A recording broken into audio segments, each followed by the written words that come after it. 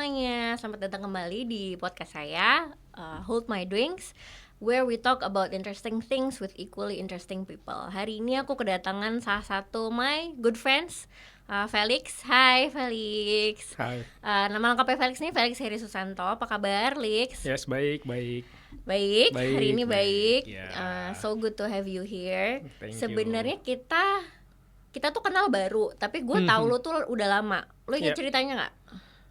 Yang lo follow gue kalau nggak salah kan? Benar. Gue aja nggak tahu lo follow. Benar. Kita sebenarnya baru kenal 7 bulan, tapi yang menarik itu adalah gue tuh udah follow Instagram lo tuh cukup lama. Gitu. Jadi for your information teman-teman, Felix ini seorang interior designer, founder dan principal dari Ruang Sketsa. Betul ya, Lex? Yes, betul. Jadi gue udah follow lo ada kali 1,5-2 tahunan mungkin ya.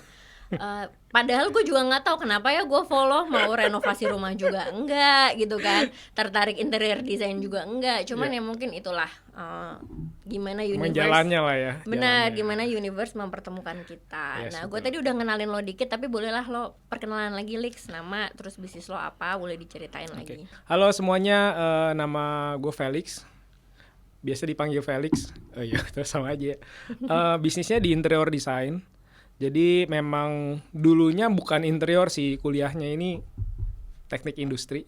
Cuman akhirnya melalang buana sampai akhirnya di interior design gitu sih. Punya istri 1, anak 2. Nggak kelihatan ya anaknya 2 ya. Jadi ya, anaknya baru lulus kuliah nih.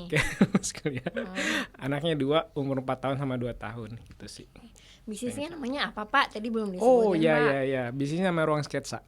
Ruang Sketsa. Kalau mau lihat dan connect sama Felix di Instagram, bisanya lihat kemana? Yes, lihat di @felixherys, HERYS, Felix HERYS.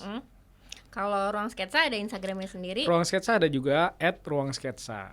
Gitu. Tapi lo lebih aktif ngasih bikin konten sama ngasih edukasi soal interior design lebih ke IG yang mana? IG yang pribadi sih, Felix Harris. Jadi teman-teman kalau misalnya brandingnya di situ.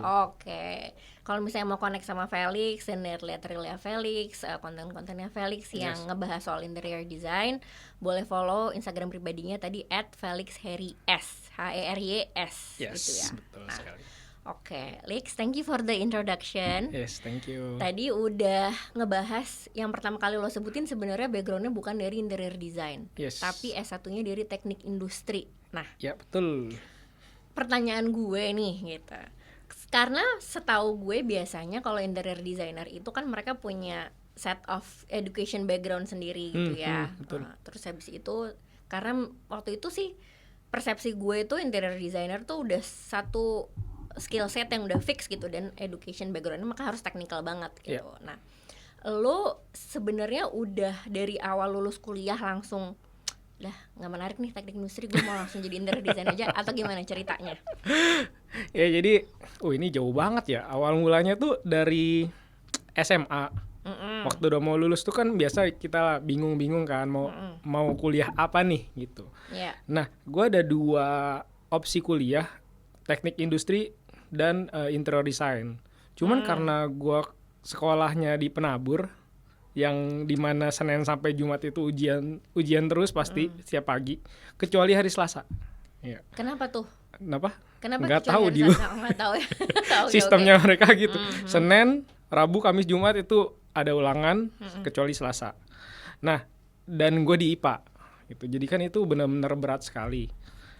Jadi sayang banget kalau IPA-nya tuh nggak kepake. Interior design kan jurusan IPS ya, jurusan SOS, bukan IPA.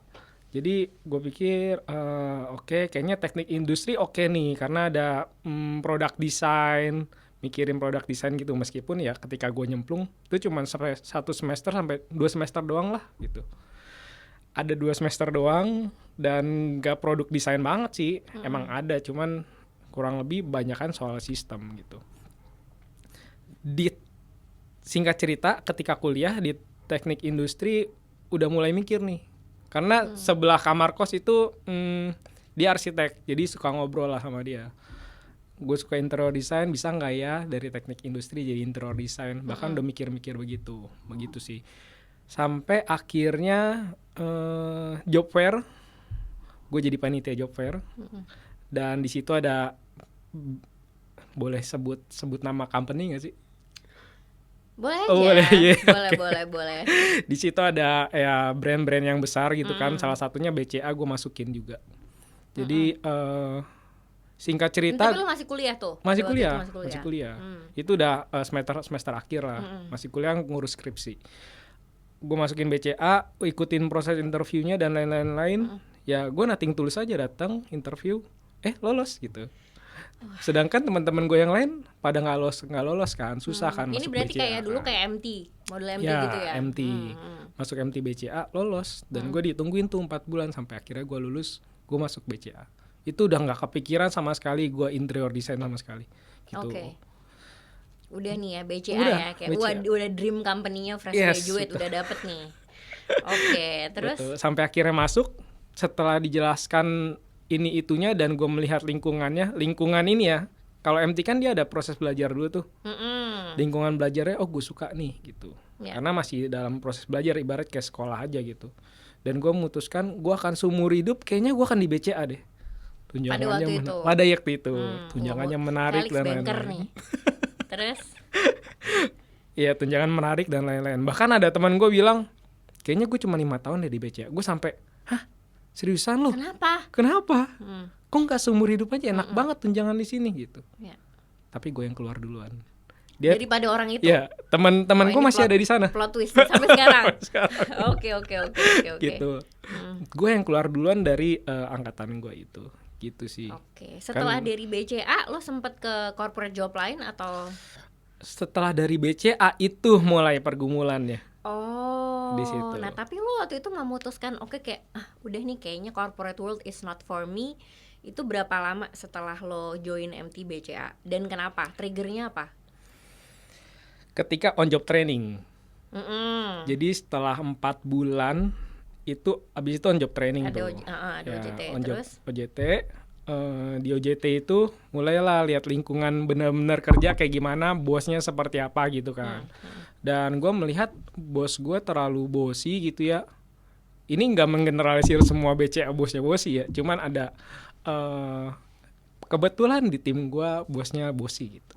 Terus gue merasa tidak nyaman di sana, merasa direndahkan sama tim gue semuanya gitu. Atau mungkin di hati gue nggak bisa dipimpin sama orang yang ada orang di atas gue kali ya, jadi gue nggak bisa disuruh-suruh. Itu setelah analisis bertahun-tahun ya. Jadi waktu itu mah gue pikirnya gue nggak suka tempat ini, nggak cocok. Sehingga gue pengen nyari-nyari alasan gitu. Kayaknya bantuin nyokap gue lebih menarik gitu. Kayaknya usaha sendiri lebih menarik. Semua gue cari-cari alasan sehingga gue nggak lulusin waktu itu. Jadi ada 2 ujian pertama gue lolos, ujian kedua gue nggak lulusin. Sengaja. Karena kalau lulus kan setahun training itu on job training, 2 tahun kontrak. Jadi 3 tahun gue pasti ada di BCA gitu. Jadi daripada gue menghabiskan hidup gue di sini gue tidak nyaman, mendingan gue keluar deh gitu. Tapi waktu itu udah kayak gue udah tahu nih plan B gue kalau misalnya gue nggak lulusin si ujian kedua ini gue mau ngapain gitu. Udah kepikiran belum, Lex? Cuma pikiran gue bantuin nyokap gue yang ngurusin biro jasa gitu. Oke, kita pernah ngobrol waktu itu ya. Itu aja. Jadi sesimpel itu aja. Cuman di situ gue dimaki-maki sama nyokap gue. Kayak kenapa? Gitu. Kayak kamu, are you okay? Gitu. Yeah. Tapi waktu itu kan lo masih bujang ya, jadi kan masih tinggal sama orang tua. Betul. Lo waktu itu menjustifikasi pilihan lo ke nyokap bokap gimana? Kayak aku mau bantuin mama gitu. Iya. Gue bilang gitu. Terus? Cuman kan nyokap gue pikirannya lo harus kerja sama orang dulu gitu. Mental lo lemah ya gitu loh. Di pikiran nyokap gue. Oke. Jadi itu yang membuat gue gimana ya sampai dimaki nyokap gue sih. Kamu nyesel kan keluar dari BCA gitu. Padahal dalam hati gue senang. Gue jadi bingung gue harus senang apa gue sedih ya kayak gini ya gitu. Terus itu umur kan masih early 20s ya. Jadi mungkin emang di kepala kita ini juga masih banyak pertanyaan. Jadi sebenarnya kenapa nih gue gitu kan. Cuman sekarang gue paham kenapa bokap nyokap gue mikir gitu. Karena ada temen gue yang juga anaknya temen bokap nyokap gue lah gitu. Jadi deket lah kita. Dia nggak masuk BCA loh gitu, gagal tesnya. Banyak yang gagal tes masuk BCA, cuman gue keluar gitu. Mungkin mereka merasa pride-nya, tadinya mereka gembar-gembor Felix nih masuk BCA, weh keren ya. Keluar gitu. Ya dari POV orang tua ya sedikit banyak bisa dipahami sih ya. Dengan alasan bosnya begitu. Mental lemah. Ya kalau sekarang gue akui ya memang dulu mental gue lemah sih gitu. Oke. Nah terus realnya setelah lo selesai dari tidak memutuskan untuk lanjut, itu realnya terus habis itu lo ngapain Lex? Apa langsung bantu nyokap sambil mikir gue ngapain lagi ya? Atau ngapain? Gue membuktikan ke nyokap gue bisa bantuin dia gitu. Jadi dalam 2 bulan yang nyokap bilang, enggak, kamu kalau belajar di perusahaan mama ini bisa 2 tahunan loh gitu, baru ngerti semuanya. Tapi dalam 2 bulan gue membuat nyokap gue percaya gue tuh memang capable gitu. Oke. Terus di masa-masa setelah itu si ilham interior design ini datangnya kapan Lex dan gimana? Ketika bantuin, itu terpanggil lagi. Ketika bantuin nyokap. Kan bantuin nyokap gue banyak di motor tuh, banyak mikir. Sambil ngelamun nih. Sambil autopilot kan gue. Jalan kemana, ke showroom lalala gitu sambil mikir. Ya karena masih mobile ya. Ya betul. Sambil nunggu. Terus mulai mikir, kayaknya ini bukan kerjaan gue sampai nanti nih gitu. Lo nggak kebayang, nggak maksudnya you cannot imagine, wah ini harus gue lakukan sampai bertahun-tahun. Ya. Itu langsung bukan ini. Terus gue mulai ngulik apa ya waktu itu gue sukanya. Baru ketemu tuh di kuliah. Gue suka mindahin ranjang, lemari. Itu bisa sebulan 2 kali gue pindahin letak ranjang, meja dan lemari gitu.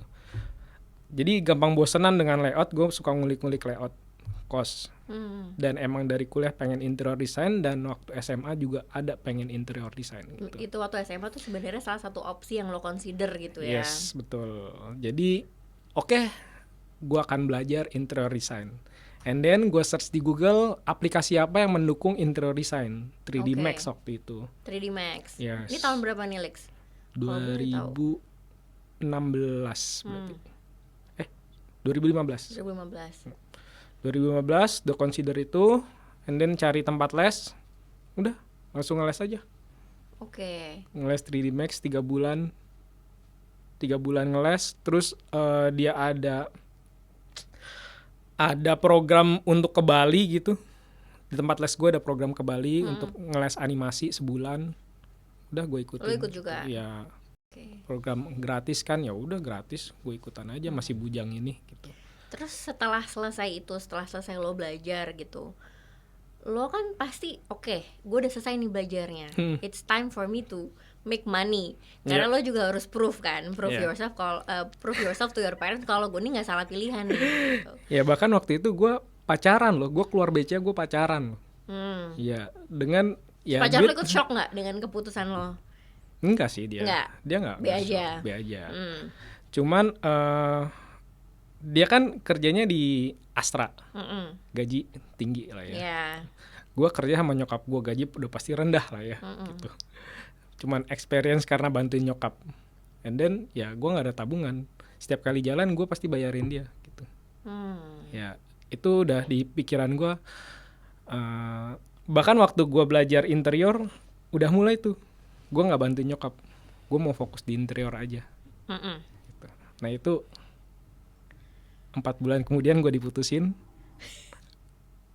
depres. Aduh, iya ini menarik karena gue pernah baca di Instagram lo nih, lo pernah ngepost nih setelah lo memutuskan untuk pivot ya dari corporate, terus lo lagi mencari jati diri di dunia interior design, lo sempet 8 bulan lo tuh depres karena lo ngerasa nggak ngasilin apa-apa gitu. Itu lo boleh jadi, karena kan gini ya Lex, kalau misalnya interior designer tuh kan pasti lo butuh klien gitu kan. Dan biasanya itu dapat dari network. Apalagi lo background bukan dari situ. Biasanya kalau interior designer yang emang kuliahnya interior design kan dia biasanya udah magang di kantor interior designer ini, punya di firm ini dulu, sehingga klien tuh dapat dari network itu. Nah ini betul, kan lo udah kalah head start nih gitu. Kalah banget sih. Nah iya, tapi waktu itu lo inget nggak pertama kali lo bisa memonetize itu, terus kapan gitu? Gue waktu itu menyerah sih. Jadi setelah 8 bulan gue depres itu. Ini udah kelar belajar 3D Max, udah kembali tuh udah nih. Udah. Terus gue mulai nyari siapa nih yang mau ya gue print portfolio gue masukin ke tukang-tukang gitu ya. Tukang-tukang ini gue bisa 3D gitu. Terus gue masukin portfolio yang nggak ada yang manggil gitu sih. Karena ya gue sadari portfolio gue jelek banget waktu itu ya. Gue cuman bisa 3D tapi estetikanya kurang gitu. Oke, jadi waktu itu portfolionya tuh lo baru gambar aja ya, Lix ya? Oh, gue gambar contohnya ini gitu. Belum ada project yang real udah jadi gitu kan? Bener. Terus? Gue sampai naik motor taruh-taruhin di workshop gitu, tukang-tukang. Cuman yang nggak ada yang manggil. Sampai akhirnya gue depres. Gue cuman ya kalau depres kan ya tiduran, terus bangun, terus nggak tahu mau ngapain gitu ya. Terus mau tidur lagi aja pengennya gitu kan. Di masa itu ya gue sampai doa, Tuhan lo kasih gue jawaban, gue harus ngapain, gue akan lakuin tuh maksimal. Oke. Jawabannya nggak ada. And then teman gue ada yang ke job fair masih nyari kerjaan, gue ngikut gitu. Jadi karena lo udah desperate tuh di titik itu. Gue ikut job fair ya 5-8 job fair lah. Jadi muter-muter keliling Jakarta, gue masukin job fair. Sampai akhirnya diterima ya, sama kayak gitu, gue ngikutin aja lah, let it flow aja, bener-bener nggak ada urus masuk perusahaan ini, nggak ada, ya udah ikutin sampai akhirnya masuk Honda Prospect Motor di Sunter. Oke. Jadi ini another corporate job corporate job dengan pikiran gue kerja sambil gue buat portfolio. Tapi tetap waktu itu lo maksudnya belum memutuskan untuk oke, gue tinggalin nih mimpi gue karena kayak it doesn't work terus gue balik lagi. Enggak, lo masih kayak ya udah ini kayak in the meantime gue akan ngelakuin ini dulu gitu. Yes, betul. Sambil gue buat portfolio yang banyak, yang bagus-bagus, sampai akhirnya gue capai goal itu gitu sih. Berapa lama Lex di second corporate job? 1,5 tahun gue di sana. Tapi waktu di dalam kurun waktu 1,5 itu lo berhasil dapet project interior nggak? Di awal-awal gue tandeman sama teman gue yang interior design.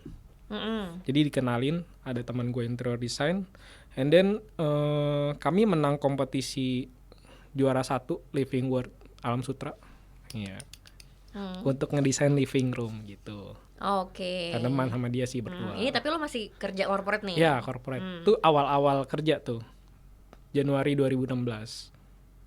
Ya setelah itu udah nggak ada. Ya gitu ya, udah menang lomba nih gitu kan. Tapi habis itu ternyata sing gitu. Bener. Paling di hampir akhir 1,5 tahun itu ada ngelesin 3D Max ke anak kuliah 3 orang gitu. Udah itu dong. Oke, selama 1,5 tahun. Sisanya mungkin karena habis kerja pulang capek gitu ya. Jadi pengennya sosialisasi kemana, ke gereja lah, aktif kemana gitu. Oke. Jadi nggak pikirin portfolio. Jadi selama 1,5 tahun akhirnya terus, nah itu trigger keduanya lo akhirnya meninggalkan corporate job untuk udah oke lah, gue mau 100% dedicated buat pursue interior design. Balik lagi kayak yang waktu pertama kali, yang waktu ngurusin biro jasa nyokap gue. Gue suka di situ, gue suka training dan lingkungannya juga cukup oke gitu. Gue boleh tahu nggak lo di Honda maksudnya sebagai apa? Di BC itu trainer, di Honda juga trainer. Jadi lo emang suka ngajar sebenarnya. Emang suka ngajar, ya. Oke, terus? Emang suka ngajar dan itu suka, lingkungannya suka, cuman gue nggak akan ngelakuin ini seumur hidup gue gitu. Balik lagi itu selalu muter di otak tuh. Gue nggak akan ngelakuin ini terus. Tahun ke depan, ya gitu. Gue nggak akan jadi manajer, nggak akan naik karirnya. Maksudnya gue nggak mau sampai naik karir dan ngelakuin ini seumur hidup gue. Itu yang gue pikirin, sehingga nge-trigger gue.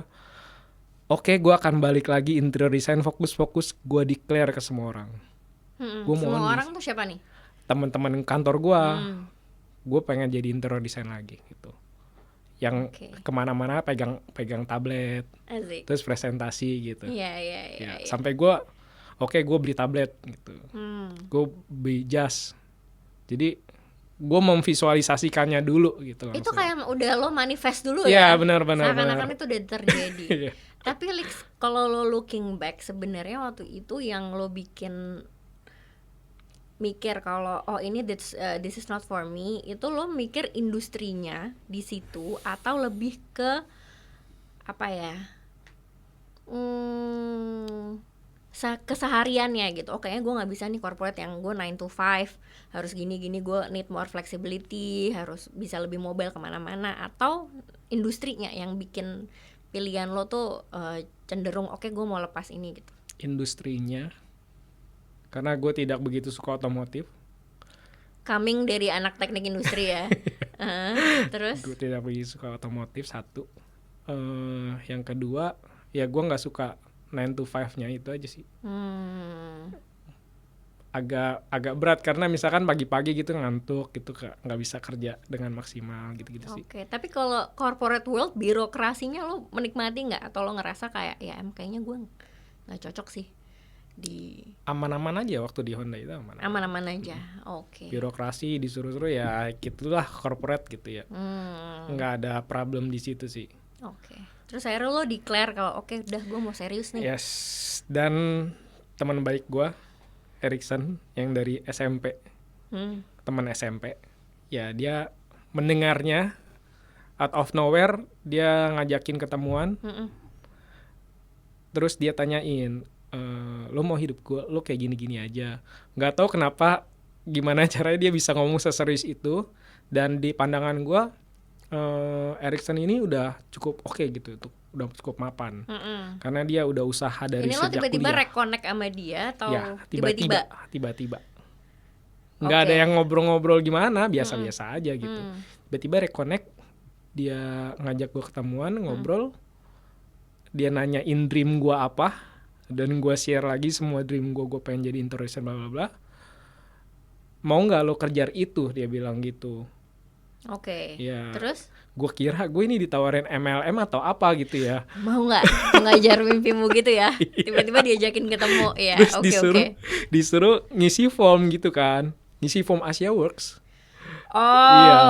Terus kayak, ini apa ya? Gue bingung. Ini MLM atau apa? Lu dapat apa dari gue ngisi ini? Gitu. Ya ternyata dia nggak dapat apa-apa juga, hanya benar-benar. Emang dia pengen kayak. Dia perhatiin gue dan dia pengen gue juga maju gitu. I see. Reach my dream. Udah gue isi formnya, udah gue ikut Asia Works gitu. Mungkin boleh spill dikit aja kali sebenarnya Asia Works itu apa? Esensinya? Asia Works ini lebih ke ngebuka topeng-topeng, kan kita biasanya orang Asia nih suka pakai topeng ya. Ya benar. Kayak kita punya personal lah ya. Benar. Ya kayak kehidupan personal. Suka pakai topeng kayak misalnya gue lagi sedih nih tapi gue senyum begini. Itu kan topeng banget tuh. Jadi kalau sedih ya sedih aja, nangis gitu. Tapi kalau kita orang Asia mungkin udah terbiasa pakai topeng ya. Gue nggak mau kelihatan sedih lah. Nah topeng-topeng ini dibuka, pandangan-pandangannya lebih kenal diri sendiri, self love.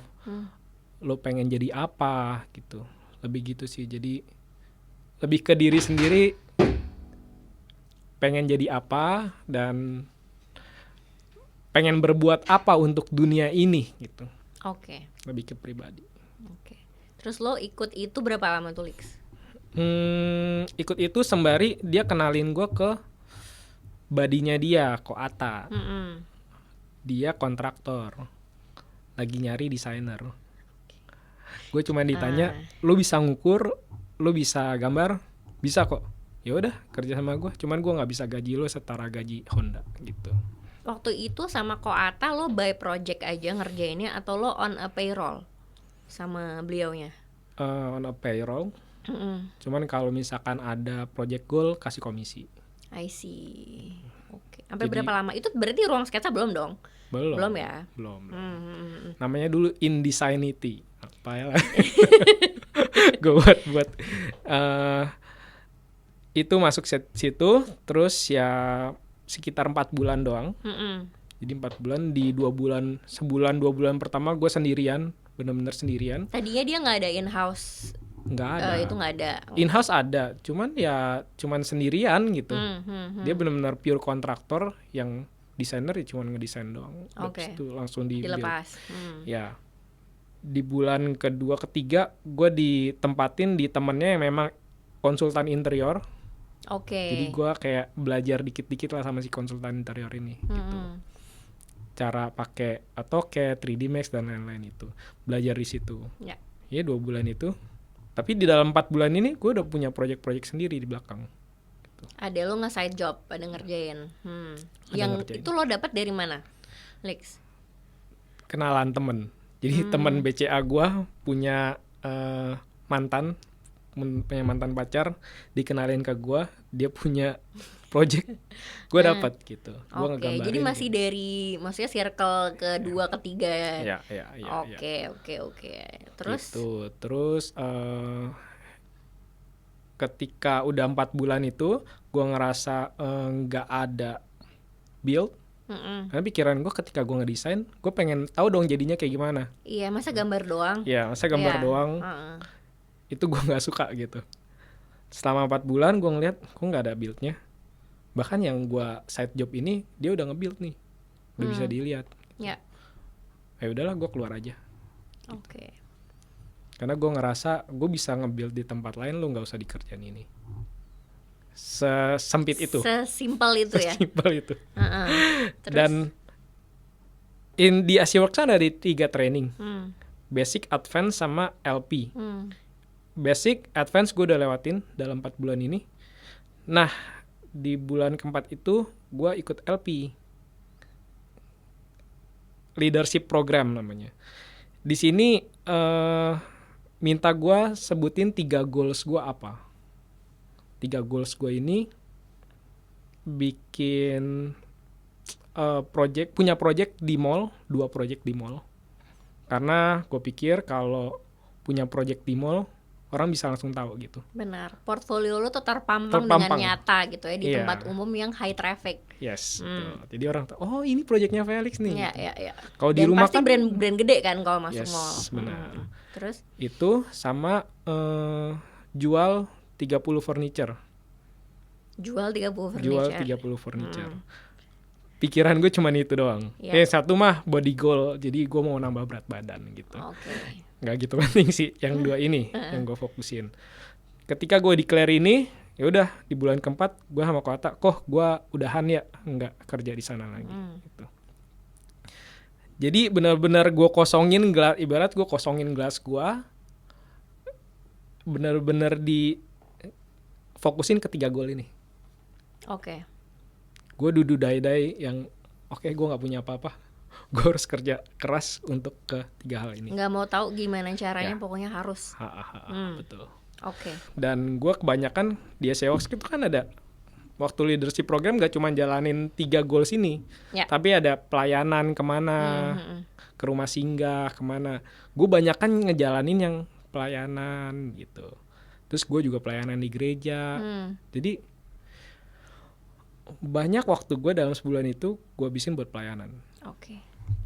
Tapi duitnya gimana lagi? Itu 200.000. Jadi jomplang banget tuh kan. Dari yang Honda 7 juta something gitu. Iya. Terus Itu berarti 2016, 17? 17 ya. Ya lu itu gede sih ya, ukur segitu. 7 Gaji segitu. Yes, betul. Terus? Sekarang cuma dapat 200.000 sebulan gitu. Sampai ada satu titik, nah ini titik balik sih.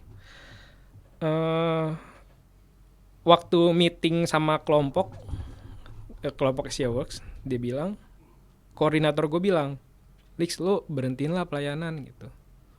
Di otak gue nggak make sense. Pelayanan gue berhentiin. Kenapa gue harus berhenti pelayanan gitu? Ini kan bagian dari hidup gue harus pelayanan. Itu di otak gue nggak make sense. Gue pulang naik motor, gue pikirin, masa gini sih? Udah nggak nyambung lagi nih gue sama AsiaWorks, nggak nyambung lagi sama koordinator gue gitu. Di rumah nyokap gue ngobrol gini lah, 4 mata gitu, sambil ya nyokap gue masih kerja, dia kerja sampai malam gitu kan. Gue sambil di depannya, sambil ngapain lah, sambil ngajak ngobrol dia. And then ada satu pertanyaan nyokap gue nanya, bulan ini kamu dapat berapa, Lix? Tuh kayak menohok langsung kayak sanubari ya. Terus lo jawab apa? Lo jawab dengan senyuman kecut atau gimana? Gue cuma bilang ada lah mah, ada gitu. Udah, aman gitu ya. Aman. Dapat berapa Lix? Dia tahu gue ngalih-ngalihin. Gitu. Karena dia tahu gue banyak pelayanan kan, pelayanan. Ada lah mah, ada. Berapa? Dari gitu terus. 200.000 mah.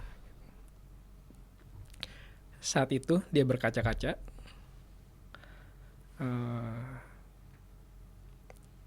Terus dia bilang, kamu stop pelayanan deh gitu.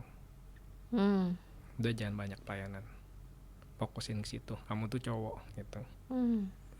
Fokus kerja, cari uang. Oke. Itu membuat gue tiba-tiba yang tadinya nggak make sense gue stop pelayanan, kok tiba-tiba semuanya make sense gitu. Oke. Ini universe lagi berkata apa? Tuhan lagi ngomong apa? Yeah. Gue langsung ngomong teman gue. Saat itu gue ketua pemuda di gereja. Gue langsung ngomong teman gue batasin ya pelayanan gue. Dikurangin. Gue fokus sama desain gue, fokus buat portfolio meskipun gak ada kerjaan gitu ya. Sama ya cari-cari posting-posting Instagram. Yeah. Oke. And then seminggu kemudian gue dapet out of nowhere, gue dikenalin sama yang punya kontraktornya Yami sama Doner Kebab.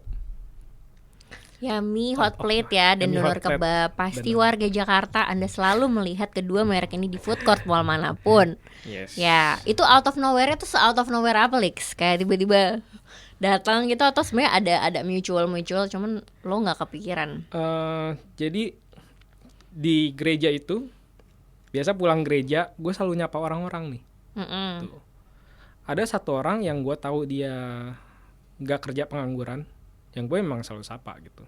Ini teman bokap gue lah, umurnya juga umur tua gitu ya. Gue selalu sapa aja, dia juga suka ngobrol-ngobrol. Dan gue nggak terlalu dekat aja sih, cuma nyapa-nyapa doang. Tiba-tiba di suatu saat dia nanya, Lix, lo mau kerjaan nggak? Katanya lo interior design ya Lix gitu. Gue nggak tahu dia dengar dari mana. Katanya lo bisa gambar interior design. Lo mau kerjaan nggak? Gue kenal nih sama kontraktornya. Nanti gue kenalin deh. Gue yang bingung. Lo kan pengangguran ya. Dalam hati gue. Oh maafin fans ya om. Maaf ya kok. Kan pengangguran ya. Kenapa gue dikenalin gitu? Kontraktor siapa lagi gitu kan? Kontraktor siapa? Beneran lo gue diketemuin di Doner Kebab Kelapa Gading terus ngobrol-ngobrol. Emang dia kontraktornya gitu. Dan jadi tapi dia bikin beliaunya ini bikinnya di semua tempat gitu. Yeah. Memang dia kontraktor tetapnya si dua merek ini ya. Kontraktor tunggal. Oke, terus? Terus dia nanya harga, gue jawab harga yang gue tahu aja. Biasanya sih 250.000 per meter persegi ya gitu. Itu cukup yang lo tinggi tahu lah. pasarannya segitu. Ya itu cukup tinggi lah. Gue bilang 250.000 kok per meter persegi, nggak bisa kurang tuh. Ya paling buat perkenalan 200.000 lah gitu. Gue bilang. Dia oke dong. Gitu. Gue 200.000 per meter persegi dibandingkan dengan 200.000 yang gue dapat waktu itu cuman 200.000 tok. Gue 200.000 tok ya, bukan per meter persegi. Iya, ini per meter persegi. Oke. Gue golin. And then problem kedua nih setelah itu. Ini siapa yang ngedesain ya? Estetik gue kan nggak bisa sebagus itu gitu. Yeah. Gue masih sadari estetik gue nggak bagus itu. Tapi kan itu good problem. Gue cari teman gue yang interior designer, gue tandemin. Dia buat desain 3D-nya, gue buat gambar kerjanya. Karena ini tuh di food court berarti ya yang menghadap depannya aja, Lix. Ya, cuman dia ngedesainnya Mall Metropolitan Bekasi, dia dining in. Cukup luas waktu itu. 8x6 lah. Gede juga, lumayan. Jadi 8x6, udah gue taneman deh tuh. Itu yang di apa? Metropolitan Mall Bekasi. Ya, dining in. Itu terus Yami yang di Kelapa Gading. Kalau Kelapa Gading ya cuma food court yang ada depan. Gitu. Rasanya apa, Lix? Setelah lo ngambil korelasi nggak gue kemarin tuh baru aja nge-set goal ini nih, yang project di mall. Tiba-tiba ada ini, atau waktu itu lo euforia aja, atau lo mengkorelasikan dua kejadian itu nggak? Gue nggak kalau waktu itu ya. Waktu itu gue cuma jalanin aja, bener-bener gue dapet nih, gue cerita ke teman-teman gue yang SeaWorks. Gue dapet nih dinner kebab bla bla bla bla, beneran dibayar lo lalala gitu. Out of nowhere. Ya udah. Kayak korelasinya apa ya? Mungkin semua yang dia SeaWorks banyak kan gitu. Ketika gue declare ada aja. Nah, in a way itu sebenarnya kan manifestasi ya. Iya. Kalau gue dulu nggak nyebut itu ya, gue nyebutnya belum ada kayaknya istilah manifestasi tahun segitu ya. Gue nyebutnya Tuhan mengarahkan ke sini gitu. Gue pikirnya begitu sih. Terus abis itu ada teman gereja gue mau bikin booth di Peak Avenue. Ya Peak Avenue. Ya udah. Itu proyek kedua. Jadi ada 2. And then out of nowhere, saudara gue yang nggak pernah ngontek gue sama sekali. Gue cuma asal tahu, ada dia gitu. Gue nggak pernah ngontek sama sekali. Bukan ketika saudara udah yang besar. sering kontekan gitu ya? Iya. Di Tegal ya. Dia tiba-tiba ngontek gue karena dia tahu gue bisa ngedesain interior. Mungkin dari bokapnya kali ya. Terus dia bilang, gue ada kos-kosan di Jogja, Pringgodani Stay namanya. 40 pintu. Tolong dong, bisa gak satu kamar 3 juta untuk lemari, meja, dan buat ranjang. ngisi furniture berarti di dalamnya. Ya udah, 3 furniture kali 40. 120. Which is lebih banyak daripada goal waktu itu 30. Yang cuma 30. Oke. Jadi itu ini ya, jadi beberapa rentetan yang kelihatannya tuh kayaknya datang out of nowhere gitu ya, Alex ya. Oke. Ketika kita declare. Ketika lo declare. Nah, tapi si Ruang Sketsa ini lo officially mendirikan kapan? September 2017. Berarti nggak lama setelah setelah kos-kosan itu, atau waktu itu lo udah pakai Ruang Sketsa itu. Oh, dari waktu projectnya yang di mall juga udah? Udah. Oke. Itu pas gua resign, itu Ruang Sketsa udah ada. Ada filosofinya nggak lo ngambil nama itu, atau kayak keren aja nih? Atau lo kayak gimana? Ini ngomong jujur aja ya. Jujur aja. Ruang Sketsa ini didiriin sebenarnya bertiga. Sama yang teman BCA gua, sama mantannya, yang kontraktor. Oke. Ya, yang dulu yang side job gua waktu ini. Namanya gimana? Jadi gue buat grup kan, terus gue lempar semua kata-kata tentang interior dan arsitek. Ruang, sketsa, vocabulary-nya ini gitu. Iya, semua gue lempar kata-katanya. Terus ketemu nih ruang bagus nih gitu. Terus nextnya apa nih? Kotak, persegi, gue taruh-taruhin semuanya. Jejar genjang. untuk brainstorm kan. Nah, teman gue yang BCA, ruang sketsa bagus nih. Oh ya udah, kita pakai nama itu. Udah selesai gitu dong. Oke. Tapi seberjalannya, gue tahu teman gue marketingin brandnya dia juga. Padahal kita udah ngobrolan, udah kita combine ya, melebur jadi satu. Gue nggak pakai brand Indesignity, lo nggak pakai brand apa gitu. Melebur jadi satu, namanya payung aja nih. Cuman dia marketingin brandnya dia tetap. Oke, gue aja yang pegang Ruang Sketsa gitu. Oke. Terus akhirnya jadi sekarang lo sendiri nih di Ruang Sketsa. Dari sekarang bersama tim. Tim lo ada berapa orang sekarang, Lex? Kalau boleh tahu. Desainer 5 orang. Itu content editor 1 orang. Tukang udah berapa ya? Felix baru ada workshop sendiri by the way. Betul. Baru Februari kemarin punya workshop sendiri lagi yang cukup besar lah. Tukang ini ada 10 lah ya. Tuh. Ada tukang furniture sama tukang sipil. Tukang sipil cukup untuk interior doang. Berarti kalau dari 2017 tuh OTW 8 tahun ya? Ya. Betul. September nanti 8 tahun. Nah, gitu ngomongin pelajaran. Ruang Sketsa, Lex. Tadi udah menceritakan perjalanan lo pivot yang cukup naik turun ya. Iya. Mendaki gunung, lewati lembah, udah kayak Ninja Hattori gitu kan.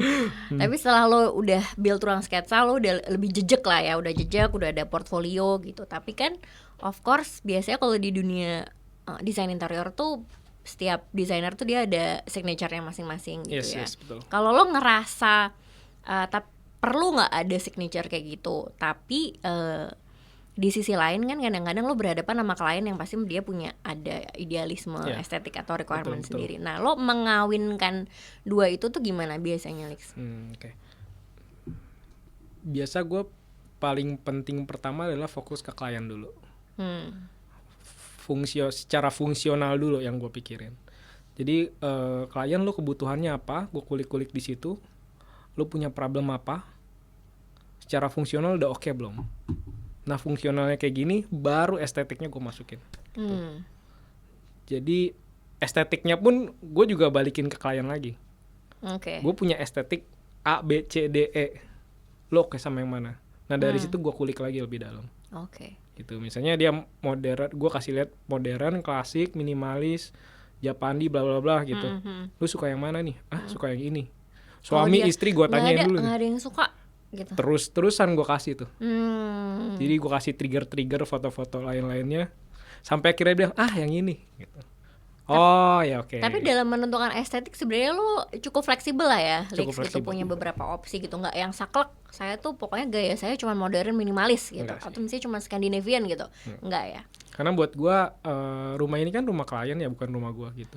Yang akan tinggal di situ juga beliaunya gitu ya. Iya, benar-benar. Yang penting membuat mereka merasa nyaman dan mereka merasa bangga punya interior yang udah didesain gitu. Iya sih. Karena itu bakal jadi living quarter-nya mereka ya.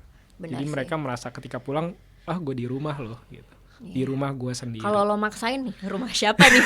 Gitu kan dia pulang ya. Meskipun mereka bilang bagus, cuman nggak nyaman gitu nanti jadinya. Benar.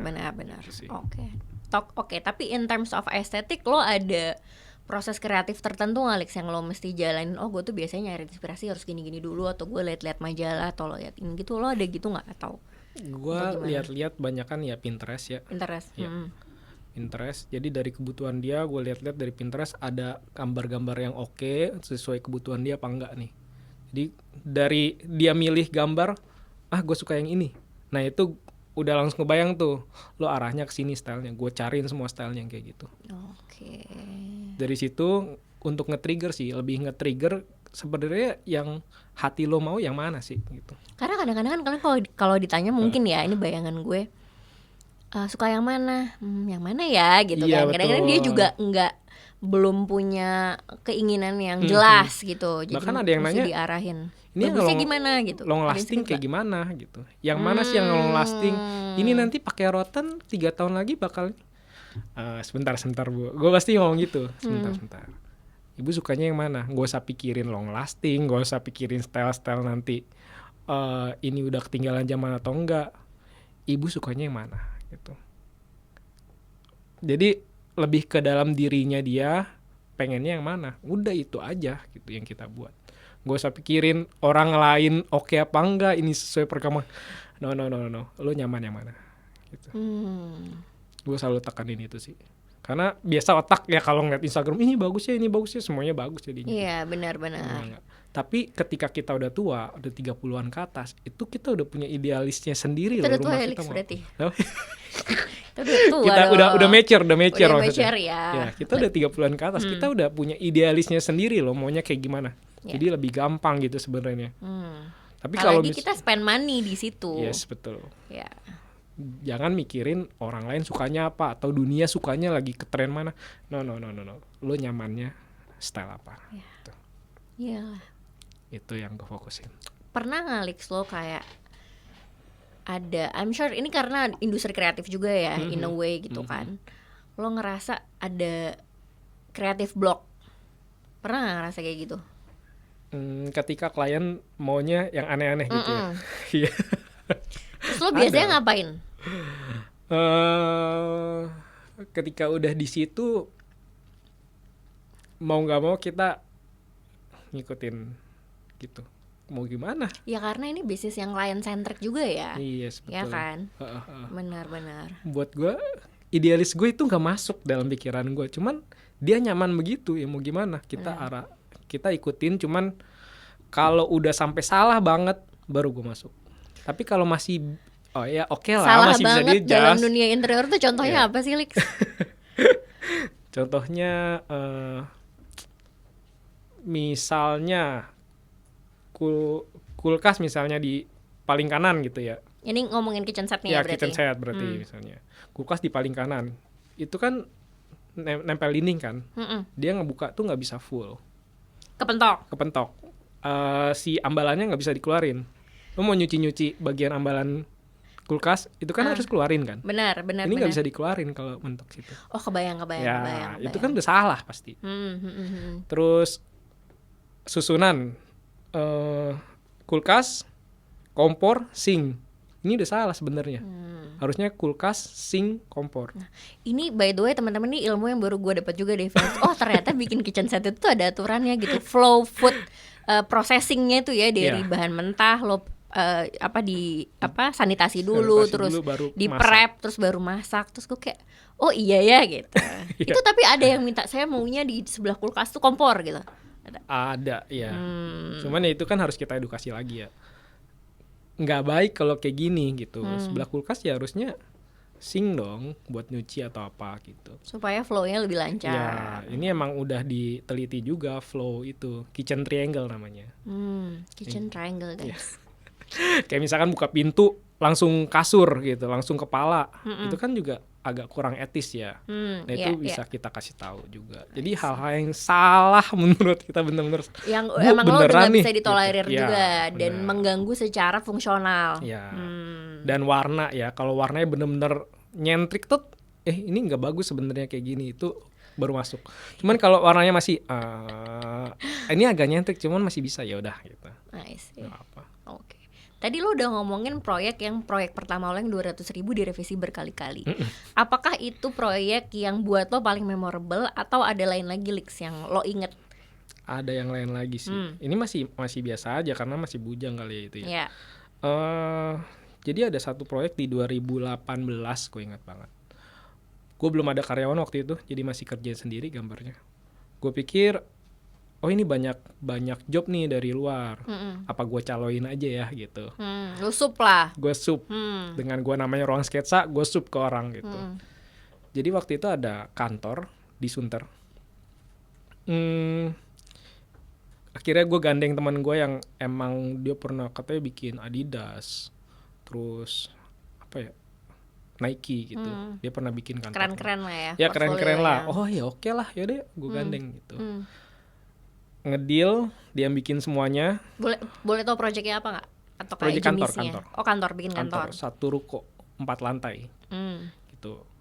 Cuman kita ngerjain yang lantai 2, 3 sama 4 lah. Dia bikin desainnya, dia bikin quotation penawarannya. Gue cuman tahu gue untung berapa nih dari proyek ini. Gitu. Dengan memakai nama Ruang Sketsa. Oke. Gitu. Gue pikir oke, gue untung segini, enak banget nih kalau kayak gini ya, next kayak gini aja terus gitu. Ternyata waktu pengerjaannya itu kantor tuh udah dipakai, bukan kantor yang kosong lo interiorin gitu. Jadi itu ini lebih enak.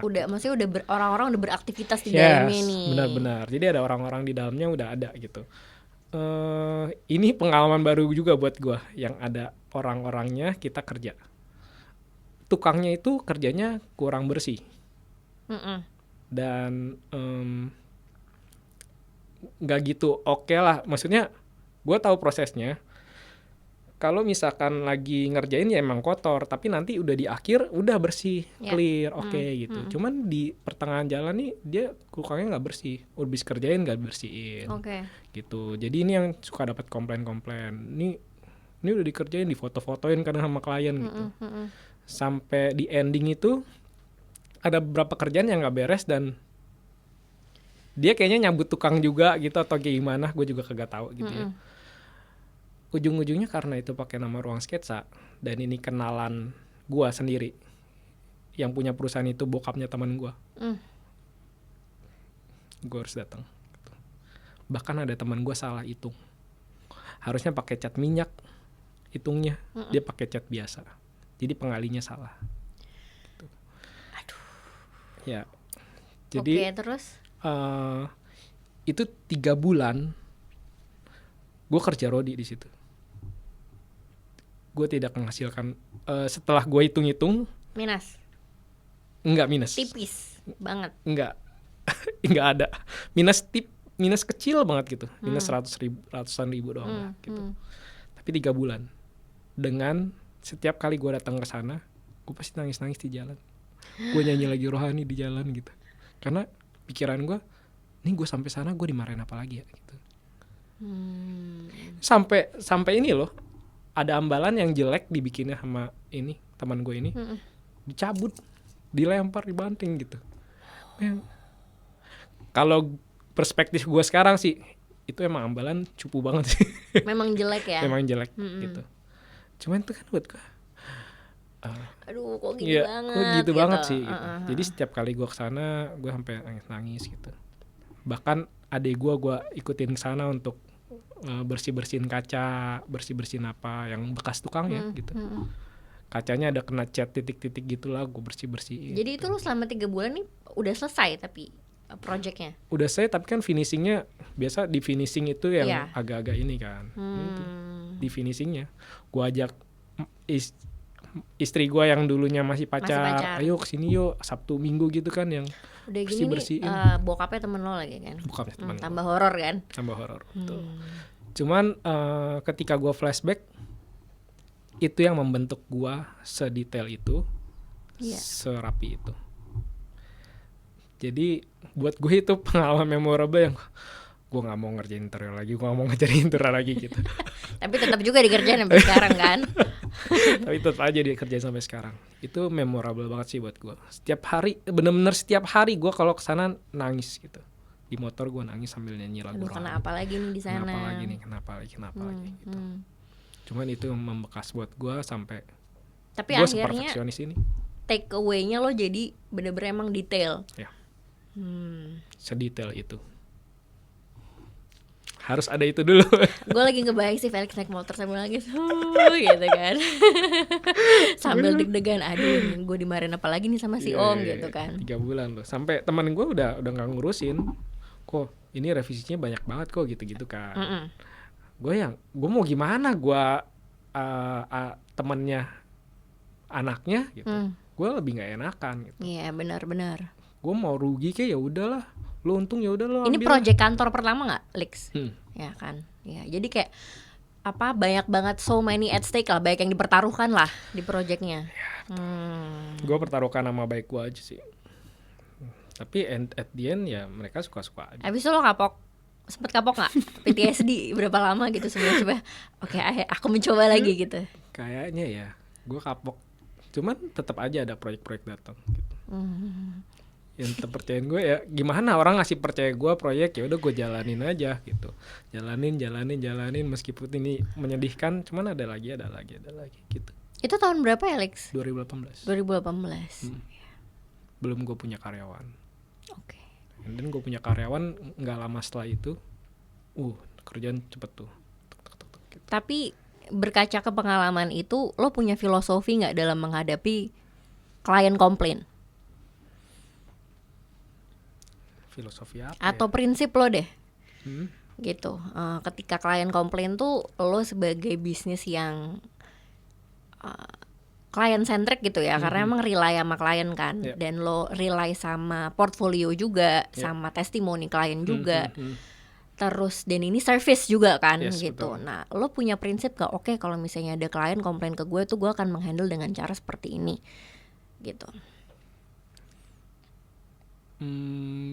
Pasti gue akan hadapi ya. Dan buat gue rugi nggak masalah gitu. Yang penting kalian happy. Maksudnya bukan dia minta apa gue turutin ya. Lebih ke dealnya di awal kayak gimana. Jadi gara-gara itu gue punya gambar tuh benar-benar detail ya 3D-nya. Gue bikin 360. Lu bisa lihat seperti VR gitu kan, ngeliat ke atas bawah sampai detail-detail gitu. Titik stop kontak, saklar di mana, itu sebenarnya benar-benar detail sehingga nanti hasilnya akan jadi seperti itu. Ketika hasilnya nggak jadi kayak gitu, gue berani, lo bongkar gitu. I see. Jadi pengalaman ini mengajarkan lo bahwa ya itu ya, harus detail, lo harus perfeksionis, dan jadi lo memitigasi lah resikonya klien tuh komplain, ini kok nggak sesuai pak, ini dengan di awal tuh emang harus sejelas itu. Iya. Gitu. Makanya ada yang pernah komplain, kok ini nggak dikasih tahu, ini bakal nggak di tengah-tengah sofanya nggak di tengah-tengah TV-nya agak geser gitu. Karena kan apartemen kecil, gue pikir TV-nya agak geser supaya yang makan juga bisa nonton gitu. Udah dikasih tahu, di gambar pun juga udah jelas, kan 3D 360 dia bisa ngeliat kiri kanan.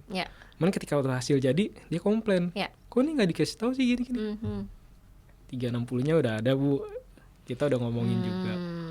Jadi dia nggak bisa komplain gimana gitu sih. I see. Oke. Karena udah dibahas sebelumnya dan dia enggak gitu. Ya gitulah ya, kita punya bisnis tuh selalu ada learning curve-nya lah. Pengalaman kapok-kapok dan traumatik gitu tuh akhirnya bikin kita oke, next time berarti kita harus jangan sampai ini bisa terjadi lagi. Jadi kita betul. Set standard, ada set SOP juga supaya hal kayak gitu tuh bisa dihindarin. Terakhir Lex, lo kan aktif nih di sosial media. Gue pun pertama tahu lo juga dari sosmed gitu.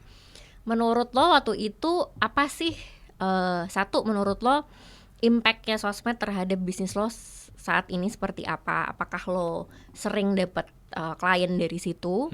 Dan juga waktu itu yang lo waktu lo, apalagi ini dari Instagram pribadi ya, yang lo sering kasih edukasi, betul. Yang bikin lo kepikiran, oke, gue mau lah advertise si Ruang Sketsa dan pengetahuan gue ini lewat sosial media tuh apa? Itu yang bikin lo mikir, gue perlu nih kayaknya personal branding di sosmed. Itu kayak udah mendarah daging dari awal sih. Bahkan sejak followers gue masih 1.400, gue merasa followers gue ini yang ngasih gue makan gitu. In what way? Tiba-tiba mereka kontak, Lix gue mau desain ini, gue nggak pernah ngasih tahu. Lo kalau mau bikin rumah sama gue ya, itu enggak. Tapi lo tuh udah waktu 1.400 lo udah ngeposting. Ya. Oh, okay. YouTube juga gue ada. Gitu. YouTube gue posting di story gue kasih lihat gue lagi ngerjain apa. Jadi dari 1.400 followers ini yang mereka ngeliatin gue, mungkin mereka ngenalin ke yang lain-lain gitu. Sekarang udah berapa pak followersnya pak? 31.000 gitu ya. Thank you. Gitu. Jadi banyak ya yang maksudnya akhirnya hire dan pakai servisnya Ruang Sketsa dari sosmed. Gua rasa dari situ cukup oke ya dengan 1.400 doang gitu. Nah setelah gue sampai 10k tuh, wah udah mulai gini rasanya gitu. Gini rasanya apa tuh pak? Itu orang yang nggak kenal pun bisa seteras itu loh gitu. Dengan mereka benar-benar respect dan gue tetap dengan gaya gue apa adanya. Oke. Do you feel itu dengan lo pakai personal branding di sosmed gitu ya, followers lo udah banyak, apakah menurut lo itu bisa memfiltrasi juga what kind of clients yang datang ke lo? Lebih sesuai gitu? Ada perasaan kayak gitu nggak? Iya. Banyakan yang pengen modern, luxury, tapi harganya tetap affordable, biasanya nyari gue tuh. Gitu. Okay. Mereka ngeliatin, gaya ngomongnya begini, gaya problem solvernya begini, gue suka nih, dia pasti hubungin gitu. Rata-rata kalau boleh gue tahu nih, Lex, yang datang ke lo lewat sosmed atau tahu lo lewat sosmed itu rata-rata personal clients atau corporate yang kayak buat brand atau kantor personal ya? Karena gue niche-nya juga ke sana, personal home, ya keluarga gitu. Mereka akan datang. Okay. Felix ini juga yang ngajarin gue untuk dan menginspirasi untuk mulai personal branding di sosial media. Ya gregetan soalnya. Kalau selain datang klien ada juga pasti yang endorse gitu-gitu udah banyak dong Lex pasti. Udah banyak. Cuman belakangan udah mulai lagi tolak-tolakin dulu sih. Karena belum fokus ke sana. Bekerja keraslah sampai Anda bisa menolak endorsan. Iya. Lagi nolak-nolakin dulu. Karena fokusnya ke desain dulu aja. Berarti itu kan sebenarnya kayak in a way itu tuh portfolio lah ya. Iya, betul. buat mungkin bisa jadi inspirasi juga buat teman-teman yang baru mulai gitu. Yes. Ya showcase aja, mau follower lo 500 kayak 700 kayak 1000 sekian, mau yang lihat cuma tetangga, saudara, kakek, nenek. Betul. Lo showcase aja what you can do gitu. Sambil itu bentuk manifestasi juga gua rasa in a way ya. Dan gue emang suka ngajar kan. Kayak yang dulu ternyata basic gue suka ngajar, gue suka interior, gue gabungin aja gitu. Oh ya. Sebenarnya Benar. Idealis gue tuh gue suka ngedesain restoran yang gede-gede, yang keren-keren gitulah ya. Cuman ketika gue mikir gue lebih spesialis di mana nih gitu. Yang gue kalau tidur majamin mata, lo tanyain gue terus gue bisa jawab itu apa ya? Oh itu rumah gitu. Karena rumahnya kayak gitu-gitu aja buat gue ya. Ini bisa diotak-atiknya ya begitu ya, fungsionalisnya begitu gini gitu. Toh gue juga punya rumah yang gue bangun sendiri, gue punya interior yang gue bangun sendiri selama 5 tahun ini gitu. Itu gue nggak ngerasain problematikanya apa-apa aja, butuhnya apa-apa aja gitu sih. Dari udah situ di luar kepala lah ya. Dari luar kepala gue sambil ngelam aja lo nanya ini, gue juga udah kebayang. Oh ya ini digini-gini aja gitu. Lex, mungkin buat closing nih. Tadi kita pembicaraan dimulai dengan keputusan lo untuk pivot dari karir corporate gitu ya di banking, terus di otomotif, terus akhirnya lo memilih untuk pursue mimpi jadi interior designer gitu. Nah, gue tuh sempet lihat posting Instagram lo pernah ada carousel gitu ya, lo bikin cuma bikin tulisan gitu, lo bilang keluar kerjaan boleh kalau ini buat mungkin teman-teman kan kayaknya banyak yang punya gitu pergumulan yang sama gitu ya gitu. Sebenarnya kapan sih, when is it the right time buat gue tuh keluar kerjaan? Nah, lo sebagai yang udah pernah mengalami, lo pernah posting tuh. Ya. Keluar kerjaan kalau kerjaan itu tidak menarik, yang kayak setiap hari ada pergumulan gitu ya. Itu tuh, ini gue membayangkan gue yang waktu itu ya. Itu gue benar-benar toksik banget gitu. Jadi kalau ketika ketemu temen, gue pasti bawaannya jelek lah. Energinya juga. Energinya jelek. Lu kayak nggak mau ketemu gue lah. Karena gue ngomongnya itu aja mulu. Gue ngomongin bos gue mulu. Ngeluh gitu. Ya, banyak gua ngeluh juga. Ya.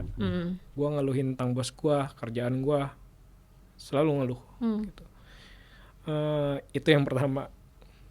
Yang kedua, keluar kerjaan, tapi harus lihat dulu nih, dulu kan gue masih bujang ya. Dan gue punya privilege. Orang tua gue kerja.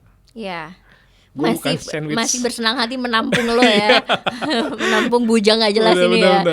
Gue keluar kerjaan pun gue kasih makan sama bokap nyokap gue gitu. Cuman kalau misalkan gue udah punya anaknya sekarang, gue juga mikir-mikir lah mau keluar gitu. Kalau cadangan gue udah ada sampai setahun ke depan, emergency fund ya. Yes, betul. Sampai setahun ke depan gue nggak kerja apa-apa, gue masih bisa, keluarga gue masih bisa hidup, ya mendingan gue keluar aja gitu. Tapi kalau nggak ada ini, ya janganlah gitu. Karena kalau misalnya setahun atau 2 tahun lah, lebih bagus 2 tahun ya. 2 tahun masa gue nggak bisa ngapa-ngapain gitu. Gue nggak hasilin apa-apa, pasti gatel juga lah gue mau jualan apa gitu. Pasti pikirin itu. Jadi kalau bisa ada cadangan setahun 2 tahun untuk keluarga, baru keluar ya udah nggak apa-apa. Coba lagi aja. Tuh nanti juga ada jalannya. Masih setahun 2 tahun nggak dapat kerjaan sih. Begitu sih. Asal mentalnya kuat ya. Asal mentalnya kuat. Mentalnya kuat. Kalau mentalnya kuat ya kayak gue kemarin depres. Gitu. Habis depres nggak ada komunitas, misalnya nggak ada komunitas ya. Komunitas itu juga penting. Gue kebantu karena ada komunitas gereja gitu. Yang memang positif. Sehingga ketika gue depres gue bisa bangkit lagi sedikit demi sedikit, meskipun gak cepat langsung gitu ya. Tapi harus ada komunitasnya ini. Jadi ketika lo punya komunitas, lo punya tabungan setahun atau 2 tahun, keluarlah ketika ngerasa ini bukan tempat gue gitu. Jadi buat teman-teman yang punya pergumulan hati yang sama, yang pertama, seberapa mengganggukah si pekerjaan saat ini gitu ya terhadap your mental well-being, your Ya. physical well-being, relasi sama keluarga gitu ya, Lix ya. Apakah udah sampai bikin energi lo tuh jadi negatif banget gitu. Yes. Terus yang kedua, make sure lo punya safety net. Yes, Ya, betul, kalau safety ada net. keluarga yang masih bisa support ya alhamdulillah, cuman jangan keasikan ya Beb. Sampai jadi beban gitu ya. Ada emergency fund. Dan yang ketiga, make sure punya support system. Yes, betul. Karena lagi pergantian kayak gitu tuh pasti banyak gamangnya lah ya gitu. Jadi pastiin ada support system yang membantu dan mendukung transisi itu, kurang lebih gitu ya, Lix. Betul, Oke. betul. Lix, jadi rencana sambil ini lo harus, karena tadi lo udah declare waktu Asia Works lo punya 1, 2, 3 goals gitu. Sekarang goals lo, dream lo yang lagi pengen lo capai untuk diri lo sendiri as a person, as a father, sama untuk Ruang Sketsa apa? Gue pengen mindahin keluarga gue ke Solo. Slow living guys. Slow living. Dari Jakarta ke Solo. Untuk itu Ruang Sketsa harus gue buat autopilot. Sehingga bukan meninggalkan Ruang Sketsa ini dihilangkan terus gue pindah ke Solo semuanya, enggak. Bolak-balik Jakarta tetap akan ada gitu. Tapi base-nya lo pengen base-nya keluarga di Solo. Base keluarga di Solo. Ada cabang Jakarta, cabang Solo, cabang Semarang, cabang Surabaya gitu kan. Jadi gue di tengah-tengah tinggalnya. Gue bisa kemana aja gitu. Dengan gue bisa autopilot di Jakarta, pasti gue bisa bikin autopilot juga dong di Surabaya atau Semarang gitu. Jadi banyak tempat di Solo pun juga. Itu sih dream besarnya ke sana. Oke, jadi ini dream buat Ruang Sketsa, lo pengen autopilot supaya bisa mendukung personal goal lo juga, di mana lo pengen bawa keluarga untuk tinggal di somewhere yang lebih peaceful lah. Ya, peaceful, betul. Gitu. Buat gue Jakarta terlalu crowded ya. Oke, jadi lo cita-cita lo nanti lo di Solo, terus lo Simatupang aja, siang malam tunggu panggilan. Mau Jakarta, kemana, Surabaya gitu kan, Lix? Iya, gue terbang sana seminggu sekali ke Jakarta, seminggu sekali ke Surabaya gitu-gitu. Iya, oke. Felix, sebagai penutup boleh share lagi nanti, kalau tadi di awal mungkin ada yang kelupaan, untuk Instagram pribadi dan Instagramnya Ruang Sketsa, kalau mau connect sama lo gimana, dan apakah kalau orang-orang yang wondering sebenarnya kalau cuma mau konsultasi doang tuh bisa nggak sih Mas Felix gitu? Oke. Ya kalau Instagram di @felixharrys, Felix HERYS. Felixnya pakai KS apa pakai X? Pakai X, FELIX HERYS. Gitu. Kalau Ruang Sketsa @ruangsketsa. And then kalau misalkan ya kami punya 3 jasa. Jadi konsultasi di awal ini yang benar-benar murah lah gitu, yang 500.000 sejam kita ngobrol via Zoom gitu. Atau mau visit lokasi itu ya cuman 1 juta sampai 1,5 juta, tergantung di mana ya. Jakarta cuma 1 juta lah, kalau di luar Jakarta itu 1,5 juta. Kita ngobrol di lokasi sejam, bahas semua hal perintilan fungsional dan juga konsep-konsepnya yang disuka kayak gimana. Itu bisa. Kalau pengen yang lebih expert ya di interior design, itu udah whole package lah gitu, sampai gambar kerja yang bisa dibaca sama semua tukang, karena gue pun juga punya tukang sendiri ya. Jadi ada layout, konsep, gambar 3D, gambar kerja. Gambar 3D-nya juga 360, lo bisa lihat kemana-mana gitu. And then itu yang kedua, konsultasi interior design. Yang ketiga ini interior build.